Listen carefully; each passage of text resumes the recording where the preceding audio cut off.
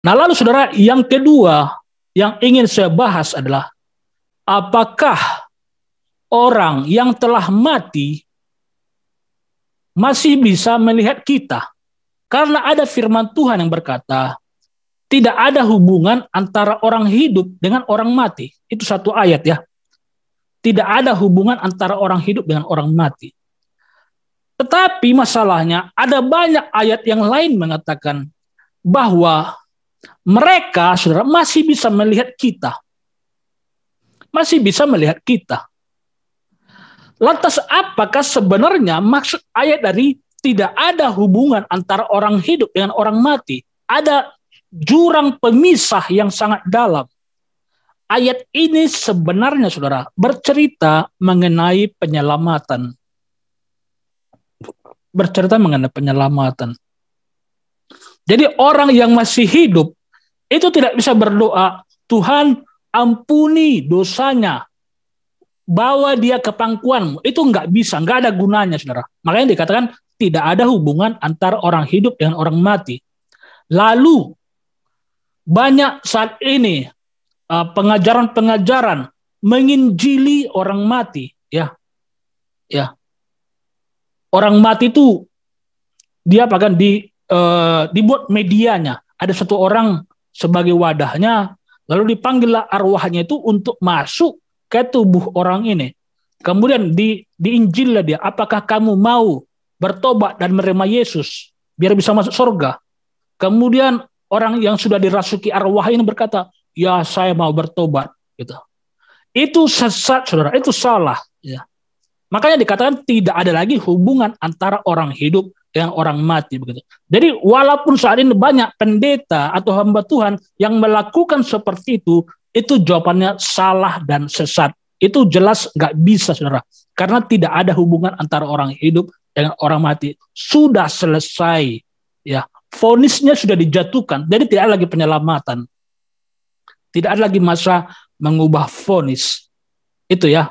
Tetapi apakah orang yang sudah mati itu masih bisa melihat kita? Jawabannya bisa. Bisa, saudara. Ya, coba saudara bacakan satu ayat Lukas 16 ayat 19 sampai 31. Kita akan membaca kisahnya bagaimana ketika orang telah mati. Lukas 16 ayat 19 sampai 31. Ivan bacakan. Lukas 16 ayat 19. Orang kaya dan Lazarus yang miskin. Ada seorang ayat 19, ada seorang kaya yang selalu berpakaian jubah ungu dan kain halus. Dan setiap hari ia bersukaria dalam kemewahan. Ayat 20, dan ada seorang pengemis bernama Lazarus, badannya penuh dengan borok, berbaring di dekat pintu rumah orang kaya itu.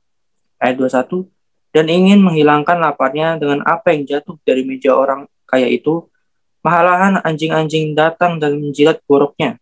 Ayat 22. Kemudian matilah orang miskin itu, lalu dibawa oleh malaikat-malaikat di pangkuan Abraham. Ayat 23. Orang kaya itu juga mati, lalu dikubur, dan sementara ia menderita sengsara di alam maut dan memandang ke atas, dan dari jauh dilihatnya Abraham dan Lazarus duduk di pangkuannya. Ayat 24, lalu ia berseru katanya, Bapak Abraham, kasihinilah aku, suruhlah Lazarus supaya ia mencelupkan ujung jarinya ke dalam air dan menyelupkan lidahku, sebab aku sangat kesakitan dalam nyala api ini. Ayat 25, tetapi Abraham berkata, anak, ingatlah bahwa engkau telah menerima segala yang baik sewaktu hidupmu, sedangkan Lazarus segala yang buruk. Sekarang ia mendapatkan hiburan dan engkau sangat menderita. Ayat 26. Selain daripada itu, di antara kami dan engkau terbentang jurang yang tak diseberangi, supaya mereka yang mau pergi dari sini kepadamu ataupun mereka yang mau datang dari situ kepada kami tidak dapat menyeberang. Ayat 27.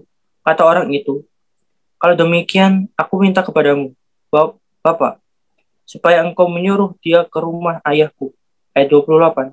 Sebab masih ada 5 orang saudaraku, supaya ia memperingati mereka dengan sungguh-sungguh, agar mereka jangan masuk kelak di dalam tempat penderitaan ini. ayat 29.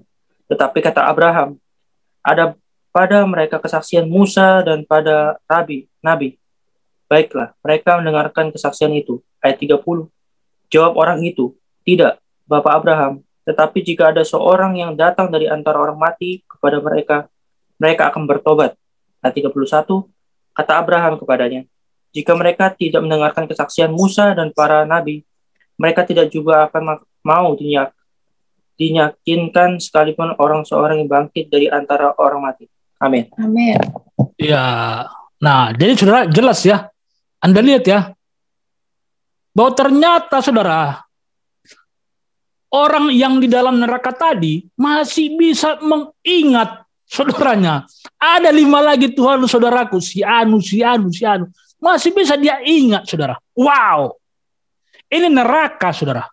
Neraka tempat yang penuh kemarahan, gertak gigi, kesakitan, mereka masih bisa ingat saudara. Orang-orang yang mereka kasihi. Apalagi orang yang di surga saudara. Tempat yang penuh kasih. Ya, tempat yang penuh kasih. Jelas mereka masih ingat dengan orang-orang yang mereka kasihi di dunia. Ya, seperti yang kita baca ayatnya minggu yang lalu. Kita memiliki banyak saksi di surga yang menonton kehidupan kita, menyoraki kita, yaitu para penghuni surga. Siapakah para penghuni surga ini? Para penghuni surga ini adalah para malaikat dan orang-orang yang mengasihi kita. Ya. Mereka menonton kehidupan kita, sebab kehidupan kita adalah bagaikan di sebuah pertandingan. Mereka bersorak, ayo, ayo, ayo, gitu. Para malaikat itu menyambut gembira kepada keluarganya yang ini tadi ketika mereka menang gitu. Ya. Jadi mereka menyaksikan, menonton kehidupan kita. Kita baca kembali saudara ayatnya minggu yang lalu. Coba Nathan bacakan kembali ayat minggu yang lalu dari Ibrani berapa? Masih ingat gak ayatnya? 12 ya. Ya, bacakan lagi bagi Nathan. Ibrani 12 ayat 1. Karena kita mempunyai banyak saksi bagaikan awan yang mengelilingi kita, marilah kita menanggalkan semua beban dan dosa yang begitu merintangi kita dan berlomba dengan tekun dalam perlombaan yang diwajibkan bagi kita. Iya, jadi saudara kita ini ada di sebuah perlombaan dan kita memiliki banyak saksi, ya.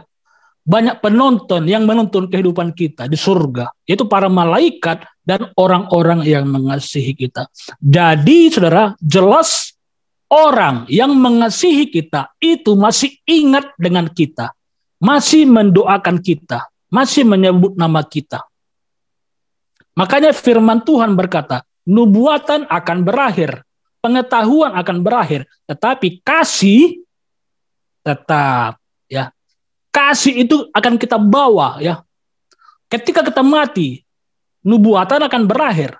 Ketika kita mati, pengetahuan akan berakhir. Tetapi bahkan ketika kita mati, kasih tetap. Karena itulah saudara, kembali saya ingatkan lagi contoh yang minggu yang lalu saudara. Memang ini nggak pernah terjadi ya, tapi saya nggak tahu lah gitu.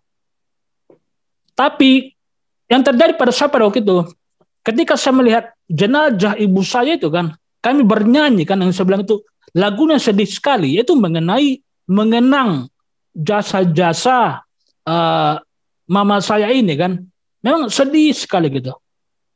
Saya melihat saudara, dia meneteskan air mata. Ini yang membuat saya menjadi heran, loh kok bisa begitu gitu. Ternyata saudara, ketika kita mengenang, menghargai, menghormati kebaikan, kasih mereka, ternyata saudara, orang itu yang kita kasih tadi saudara, ternyata mereka itu berbahagia, mereka bersyukur saudara. Ya. Mungkin contohnya bukan hanya itu. Mungkin ada contohnya, mungkin bunga menjadi mekar. Misalnya Anda menanam tanaman bunga misalnya kan. Nah, menanam bunga, lalu setelah keluarga yang Anda kasihi meninggal dalam Tuhan, lalu tiba-tiba bunga itu menjadi mekar, menjadi sangat indah sekali. Lalu Anda heran, loh, kok tiba-tiba bunga ini yang tadinya saya pikir harusnya udah mati, udah layu, kok bisa menjadi indah sekali, menjadi mekar. Nah itu saudara adalah salah satu tanda. Itu adalah tanda. Seperti ibu saya tadi, dia meneteskan air mata. Itu adalah tanda saudara, bahwa dia masih mengingat kita. Itu adalah tanda gitu. Mungkin tanda yang lain apa? Tanda yang lain yang bisa terjadi mungkin ada pelangi. Pelangi. Ketika kita berdoa sungguh-sungguh kan, mendoakan dia di dalam kesedihan gitu. Lalu Tuhan munculkan pelangi. Itu juga adalah tanda, saudara. Itu adalah tanda bahwa dia mendengarkan doa kita tadi, mendengarkan suara hati kita tadi gitu. Inilah sudah terjawab paradoks tadi ya. Jadi mengenai tidak ada hubungan antara orang hidup dengan orang mati, itu adalah bercerita mengenai penyelamatan, bukan masalah tidak mendengar ya. Bukti atau tidak mengingat lagi. Buktinya kita baca tadi kisah Lazarus tadi, ternyata orang yang di neraka sekalipun saudara, mereka masih bisa ingat ya, orang-orang yang mereka kasihi. Apalagi surga yang penuh kasih, tentu mereka ingat gitu. Hanya saja perlu dicatat ya, bahwa surga adalah tempat peristirahatan, tempat penghiburan, tempat penghiburan. Firman Tuhan mengatakan bahwa tidak akan ada lagi air mata di surga. Nah, jadi saudara, artinya apa? Semua penglihatan mengenai orang-orang yang mereka kasihi, yang masih tinggal di bumi, saudara, itu adalah atas seizin Tuhan. Atas seizin Tuhan. Ya. Jikalau orang itu hidup dalam kejahatan, hidup dalam dosa, besar kemungkinan Tuhan tidak akan mengizinkan dia melihat itu. Kemungkinan ya, kalau kita memperbandingkan ayat itu ya. Kenapa? Karena kalau dia lihat orang yang dia kasihi tinggal di bumi, berbuat kejahatan, berbuat dosa, menjadi penyamun, tentu dia akan sedih gitu kan. Tentu dia akan sedih gitu. Padahal firman Tuhan bilang, Tuhan akan menghapus air mata dari mereka. Tidak akan ada lagi perkabungan. Tidak akan ada lagi duka cita. Nah jadi saudara, semua penglihatan mereka mengenai orang-orang yang dikasih di bumi, jelas itu adalah atas seizin Tuhan. Dan yang Tuhan akan izinkan adalah tentu adalah yang bisa membahagiakan, bukan yang menyedihkan. Makanya saudara, orang-orang yang mereka kasihi, yang mati dalam dosa, yang masuk neraka, itu nggak akan bisa dilihat, saudara. Nggak akan bisa dilihat. Kenapa? Karena mereka kan bersedih. Dan itu nggak bisa dibiarkan, gitu kan. Firman Tuhan mengatakan tidak akan lagi perkabungan, tidak akan lagi ada air mata. Makanya orang yang di surga itu nggak bisa melihat keluarganya yang di neraka, gitu. Makanya kalau kita baca tadi kisah Lazarus tadi, saudara, orang yang di neraka itu bisa melihat yang di surga tadi kan, mereka sedang bersuka cita gitu. Tetapi yang di surga tadi nggak bisa melihat gitu. Orang di neraka tadi, ini menggenapi firman Tuhan mengatakan tidak ada lagi air mata, tidak lagi perkabungan, tidak lagi kesedihan gitu. Jadi jikalaupun Tuhan mengizinkan penglihatan mengenai yang tinggal di bumi, itu adalah untuk mendoakan mereka ya, untuk mendoakan mereka. Tetapi orang yang sudah masuk neraka, keluarga mereka yang sudah di neraka itu nggak akan diizinkan dilihat gitu. Karena menggenapi firman tadi kan, tidak ada lagi air mata, akan dihapuskan air mata gitu. Nah, jadi saudara, ini jelas ya, itu sudah pasti ya bahwa mereka, saudara kita yang di surga masih mengingat kita, masih mengasihi kita.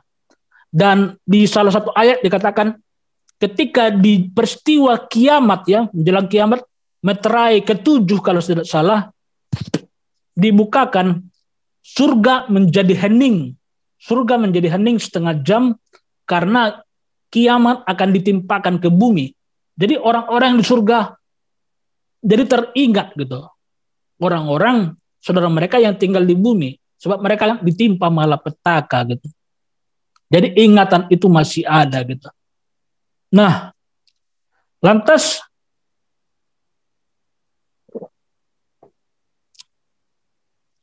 apakah kita masih bisa berdoa, menyapa keluarga kita yang sudah hidup di surga? Ini menurut saya bisa, saudara. Ya. Tapi begini ya, Anda hanya bisa berdoa, Tuhan kirim salam, itu saja, kirim salam atau saya rindu, gitu. Itu bisa ya, itu nggak salah gitu. Yang salah itulah berdoa minta pengampunan dosa kepada orang yang mati, itu nggak bisa. Itu bertentangan dengan firman Tuhan. Tapi kalau berkata, Tuhan saya kirim salam gitu, itu akan dikonfirmasi, saudara. Dikonfirmasi lewat Roh Kudus, atau mungkin akan dibawakan oleh malaikat kepada orang tersebut. Dan dia juga akan menyampaikan salam yang sama, bahwa dia masih mengingat kita, bahwa dia masih mengasihi kita, dan dia masih bisa melihat kita. Dan ketika saudara Roh Kudus menyampaikan, mengkonfirmasi pesan itu kepada kita, maka kita akan bersuka cita. Maka orang-orang yang kita kasihi tadi, itu saudara akan hidup selamanya di dalam hati kita. Di dalam hati kita, saudara. Ya, makanya saya, saudara, jujur ya, ketika ibu saya, jadi ibu saya ini, saudara, adalah orang yang sangat orang yang sangat baik sekali, orang yang sangat murah hati, ya, orang yang sangat murah hati. Jadi jikalau apa yang Anda lihat pada saya saat ini, saudara, hal-hal yang positif, ya, itu semua turun dari ibu saya, saudara. Ya. Jadi jikalau Anda katakan mengagumi saya sedikit, maka itulah gambaran ibu saya aslinya. Jadi luar biasa ya. Ibu saya itu, saudara, kalau ada uangnya 20.000 di dompet, dia akan berikan itu kepada orang lain. Ini ada uang 20.000 gitu. Walaupun dia nggak punya uang lagi. Itulah ibu saya gitu. Kalau ada pakaian, dia berikan.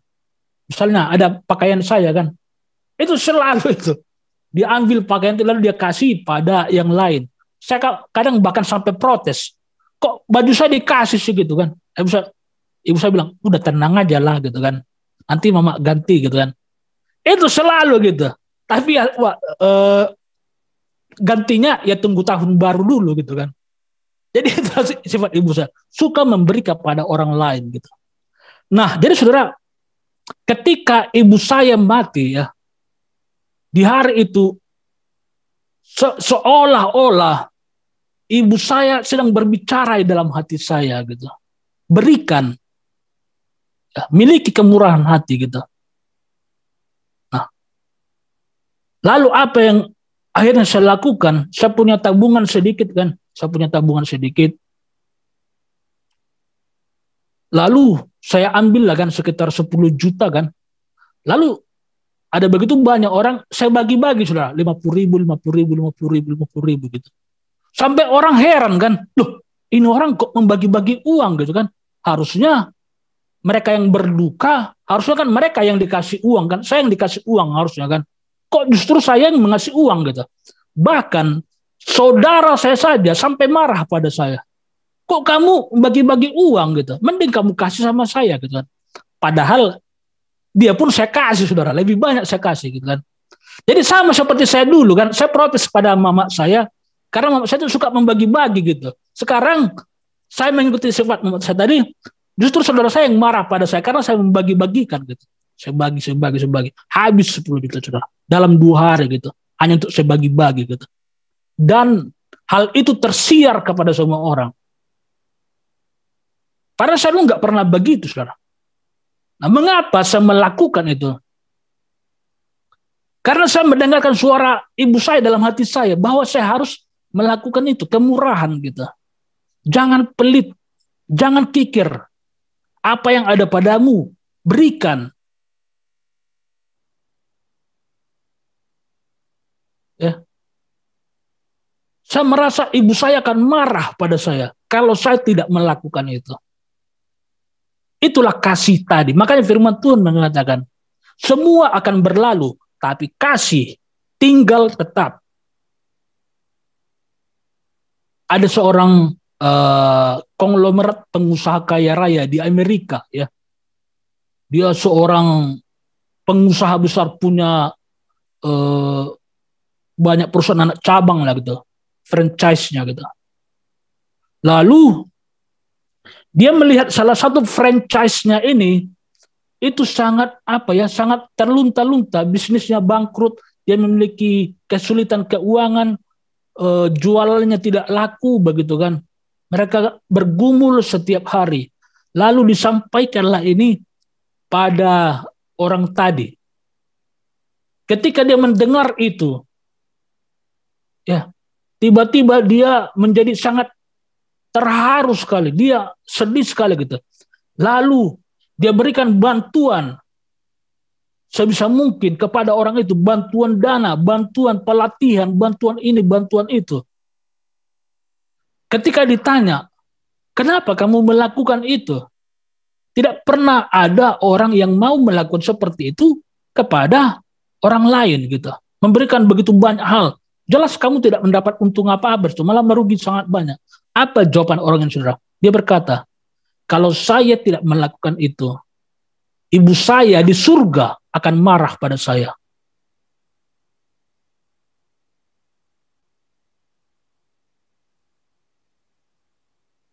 Jadi saudara, ibunya yang di surga masih bersuara kepada dia, lakukan apa yang baik.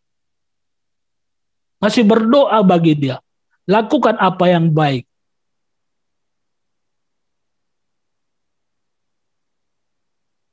Berikan kemurahan, bantu orang lain, jangan kikir, jangan pelit, tolong mereka. Supaya apa? Supaya nanti ketika kamu menyelesaikan pertandinganmu, kita bertemu kembali, kamu bisa datang di sini, tiba di sini, dan kita akan bertemu kembali. Begitu ya. Nah, jadi ketika kakak ipar saya berkata, tidak ada gunanya melakukan yang baik setelah mati. Tapi kalau masih hidup, masih ada gunanya. Dibilang begitu. Saya katakan, kamu nggak mengerti firman. Saya bilang begitu. Kamu nggak mengerti firman. Kalau kamu telusuri ayat ini begitu banyak sekali, kamu akan mengetahui bahwa mereka tetap hidup. Mereka nggak pernah mati. Karena mereka adalah makhluk roh. Roh itu nggak pernah mati, saudara.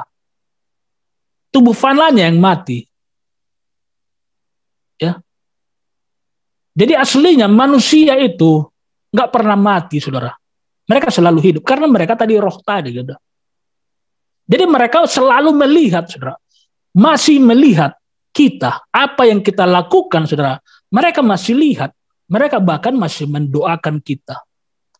Jadi ketika kita melakukan yang baik, itu bukan saja kita menyenangkan hati Tuhan, tetapi itu juga akan membanggakan dan menyenangkan hati orang-orang yang kita kasihi tadi. Makanya tadi firman Tuhan di kitab Lazarus tadi mengatakan, suruhlah orang supaya datang kepada mereka, supaya mereka melakukan yang baik, supaya mereka memberi makan orang-orang miskin, supaya mereka jangan pelit, supaya mereka bertobat. Sebab jika tidak, mereka akan datang di sini, di neraka. Kan begitu. Artinya orang di neraka ini menginginkan agar keluarganya tadi melakukan yang baik, melakukan kemurahan. Begitu. Demikian juga lah, saudara, keluarga kita yang di surga. Mereka menginginkan kita melakukan yang baik, mendoakan kita. Lakukan yang baik, berikan kemurahan, miliki kasih.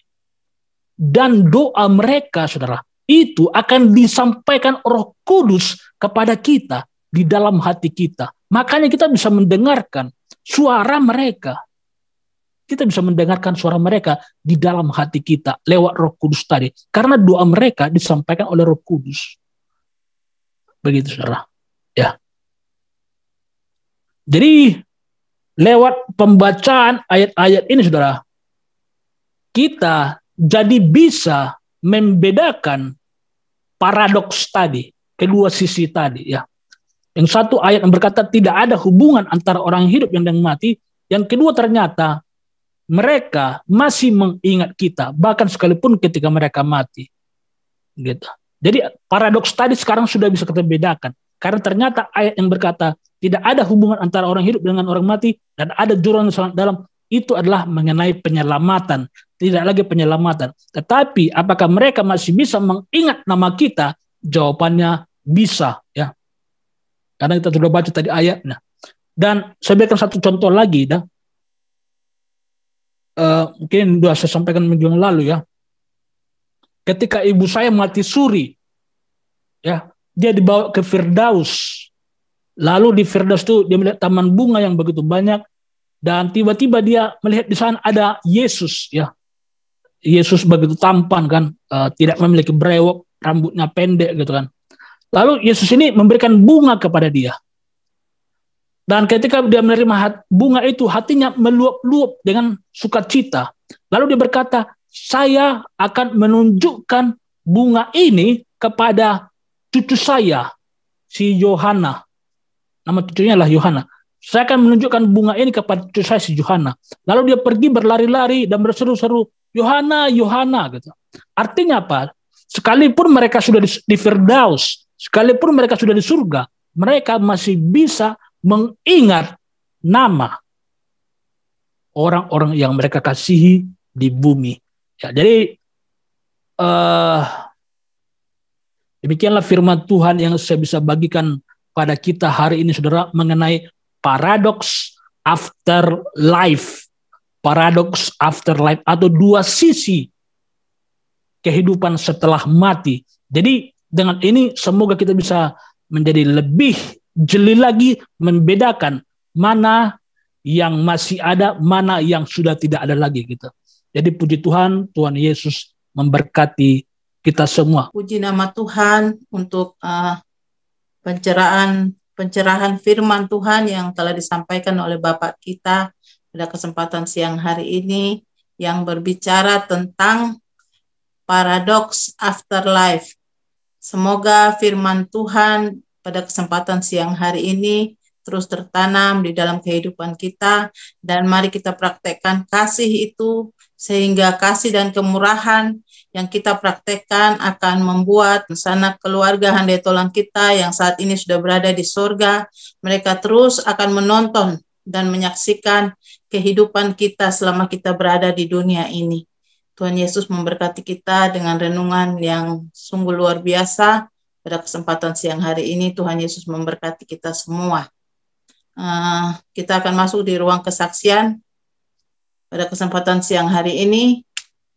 Mungkin ada yang ingin bersaksi untuk kita semua pada kesempatan siang hari ini.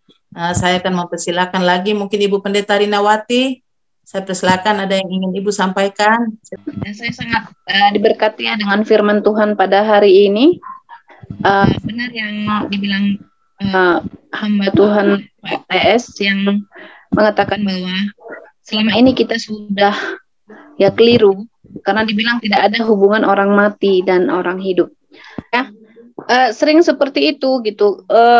Orang mati itu menurut orang-orang yang zaman dulu itu yang belum mengenal Tuhan itu bisa menolong mereka gitu. Opung tolong saya, lindungi saya gitu. Jadi itu yang sebenarnya tidak ada hubungan orang mati dan orang hidup, supaya kita tidak berdoa atau meminta perlindungan, meminta tolong kepada orang mati itu gitu. Tapi sebenarnya kalau dibilang nggak ada hubungannya, saya pribadi merasakan, saya kalau kangen sama mama saya kebetulan ya memang udah dipanggil Tuhan. Saya kalau kangen sama dia gitu kan, nanti itulah mengenang kenangan itu. Kadang saya bisa bermimpi, kadang saya bisa mimpi dia gitu. Tetapi bukan berarti saya saya punya hubungan dengan dia, bisa berkomunikasi, tidak. Tetapi saya bisa mimpi Ya entah Tuhan yang izinkan itu untuk memuaskan supaya saya nggak nggak kecewa dengan kerinduan kita sama orang tua kita. Kadang kita ada rindu loh, kangen sama orang tua kita yang sudah dipanggil Tuhan. Karena saya punya bapak sama mama saya itu, ibu saya sudah nggak ada, sudah dipanggil Tuhan. Tetapi sering saya dulu, kadang kalau saya merindukan mereka, saya kadang bermimpi. Jadi saya berpikir, apakah saya ini udah salah? Kok saya bisa memimpikan orang tua saya yang sudah meninggal? Nah, puji Tuhan, hari ini saya terberkati sekali dengan firman Tuhan. Ternyata orang tua kita itu, orang yang sudah meninggal itu, dia bisa melihat kita. Sekalipun kita nggak bisa melihat dia. Dan kita bisa mengenang dia lewat mimpi kita gitu. Jadi nggak salah kalau kita seperti ya merindukan mereka, itu kangen ya. Kangen sama mereka itu tidak salah.